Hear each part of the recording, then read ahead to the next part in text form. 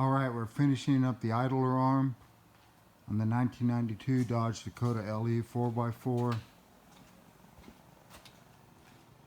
It's right down there, a new one. See better from underneath. There we go.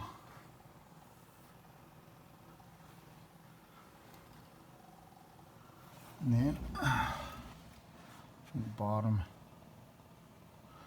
really good, really good. This is 3/4 on that nut there. You want your 3/4, and 5/8 over here on those two. And I did thread lock those.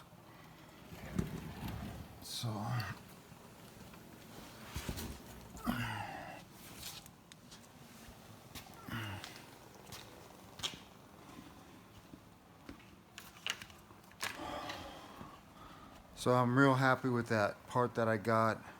That's from eBay. It was from companies called like TPCN or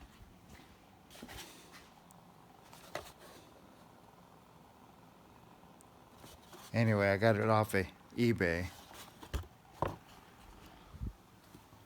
I saved 35 bucks over the off the shelf price, but I couldn't, any way you looked at it, I would have had to order that, so might as well just order it and have it, you know, delivered right to my front door. So now I'm ready to put the wheel back on, let it down with my jack. I got a new toy here. Having one of these makes it, that's really nice.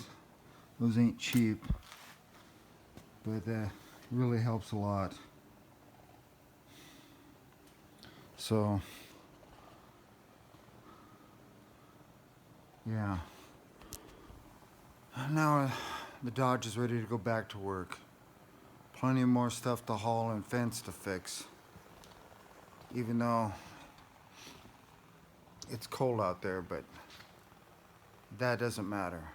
Anyway, this is John Rudy with Rudy Racing, signing off.